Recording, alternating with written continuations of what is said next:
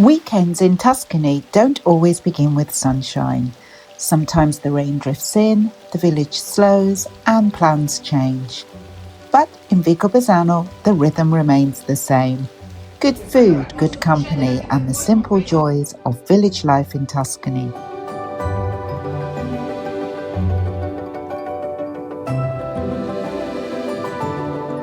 Saturday was meant to be a day outdoors. We'd been looking forward to meeting friends and heading out for a hike, but the weather had other plans. So instead, with lunch already booked, we did what felt very Tuscan and very us, and started with a sneaky little Prosecco aperitivo at L'Ortaccio. A slower beginning, an easier catch-up, and the perfect way to ease into the day with Valentina and Marco. I first met Valentina through Instagram, and about 3.5 years ago, she and Marco came to stay with us. Seeing them again here in our village felt wonderfully full circle. Valentina creates beautiful digital travel guides inspired by her travels all over Italy, and I'll link her work below if you'd like to explore. With the rain still falling, we headed to Devizie, one of our favourite spots in the village. Nicola, the owner, offers a modern twist on Tuscan and Italian classics. The guide started with a carpaccio made from mucca pisana, an ancient local cattle breed, dressed with a fresh mayonnaise and gentle curry sauce, while I opted for the deep-fried pecorino, rich, indulgent, and almost too pretty to eat. Pasta followed, and I chose the orecchietti with cacio e pepe, Bottaga and lime, a beautiful fusion of Italian regions from Puglia to Rome.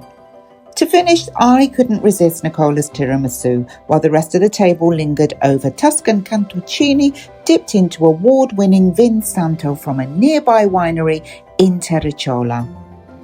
By the time lunch ended, the rain had finally eased, and we managed a gentle walk around the village, feeling full, happy, and content.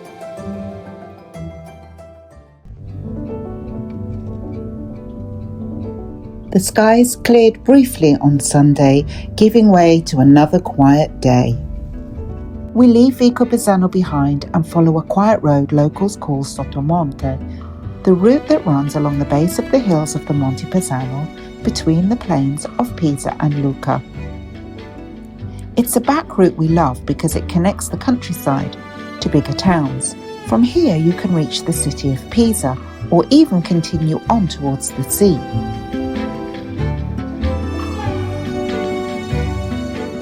The hills rise gently alongside us, calm and constant, a landscape that has drawn people for centuries. The roads and trails along these hills are perfect for hiking, and when the weather clears, we hope to bring you along on a walk ourselves. For now, we continue towards the quiet spot for Sunday lunch. Una tartare con gioco. Sì, tranquilla, ci sono. Con l'uvetta, pinoli, capperi, l'olive, pomodoro secco, il pecorino, l'acciuga. Cosa prendo? Cos'è scorola?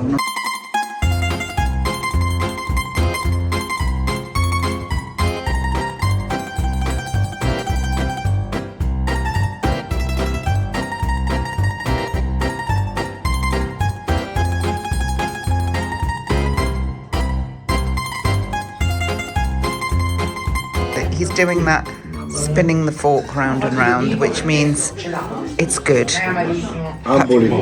After lunch, Italians usually finish with a quick espresso, often followed by a small digestive to help with digestion. We combine the two with something very local.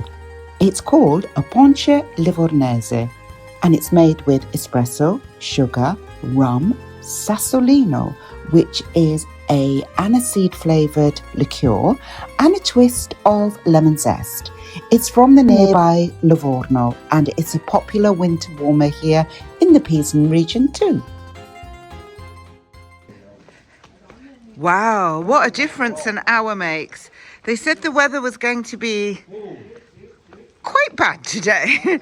And we came into the restaurant with beautiful blue skies, few white fluffy clouds, and I can hear Lorenzo saying, it's arriving.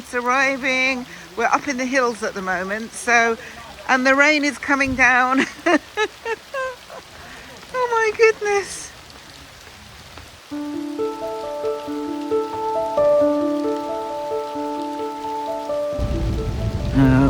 What a difference a couple of hours makes. So we're now on our way back home, and we were hoping that we could maybe go to Carnival this afternoon, but that is not going to happen today. This was forecast, so it wasn't a surprise, although this morning was so promising we thought that maybe they'd got it all wrong, but they didn't.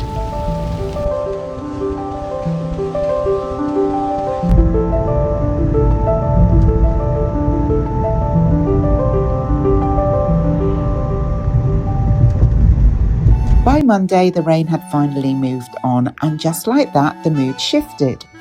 We'd come into a neighbouring town, and just like Vicopisano, it was all dressed up ready for the carnival weekend. You really don't realise the scale of these carnival figures until you're standing next to them.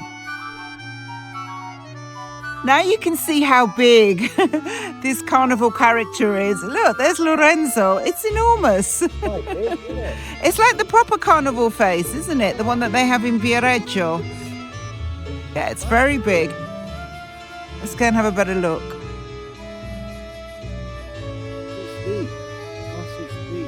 What did you say? It's got massive feet. Oh dear. So we're here in the small town of Vienna, and we were just saying, weren't we? It's such a shame because this town really celebrates carnival as well as Vicopisano, and we had no carnival this weekend because of the weather.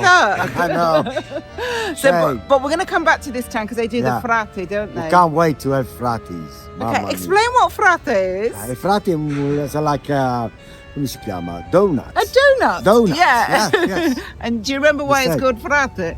No, I forgot. Whose head does it look like? A frate. It looks like a monk's head. Monk's head. So it's basically a donut with a hole in the middle. But here in Tuscany, they call it frate. Frati. Like every region in Italy have a different name. Always. In Tuscany, we call him frati. Yeah. So because it looks like the monk's head, that's the monk that hasn't got the hair in the middle. Yeah. So try and picture that. But we'll be back and we'll be eating some. Okay. Ciao ragazzi. Every time we come into Vienna, we always stop at the same little cafe for a coffee. They also do great pastries. And today we're on the hunt for the carnival pastries. They're called cenci here in Tuscany, which basically means rags. And they are thin strips of dough, lightly fried until crisp, then dusted generously with icing sugar. Today we chose hot chocolate instead of coffee, something more warming to enjoy with our cenci. They're called cenci here in Tuscany, though different regions in Italy have different names for them. But if you visit at this time of year, you'll see lots of similar sweet treats. You'll usually see them in the pasticcerias. And we're hoping that we're going to be able to share many more with you over this carnival season.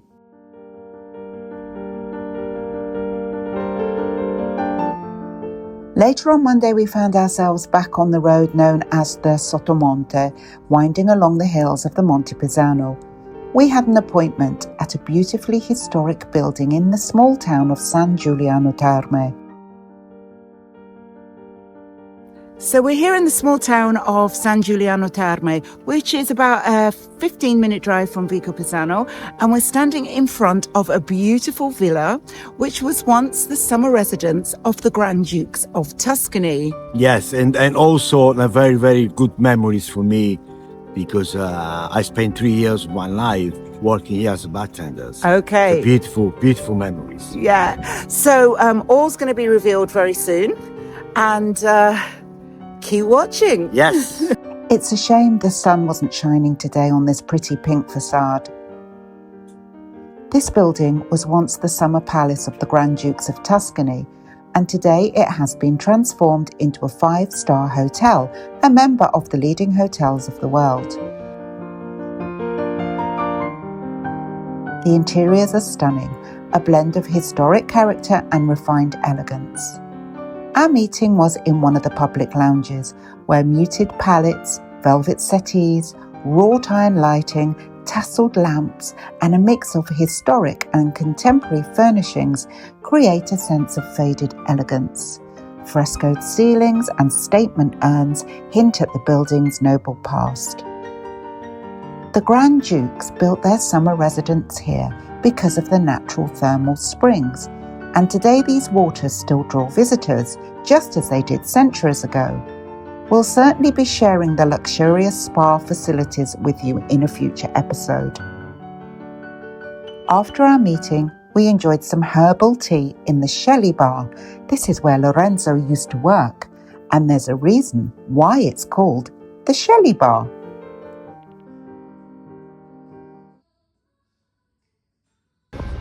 Now today we're just doing a short visit.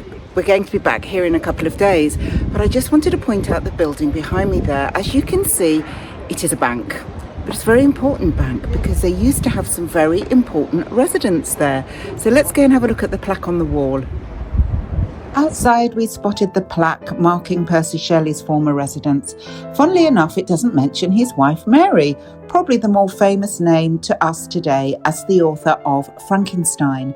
Percy himself was a writer too, one of the great poets of his time, and it's fascinating to see this little piece of literary history tucked away here. As we leave San Giuliano Terme and head back home to Vicopisano, we hope you've enjoyed this little journey with us. Through grey skies, sudden showers and golden sunshine, we've loved sharing our lunch, traditional Tuscan foods and a glimpse of carnival and historic villas.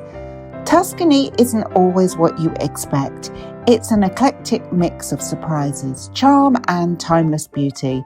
Thanks so much for watching, and we'll see you in the next video.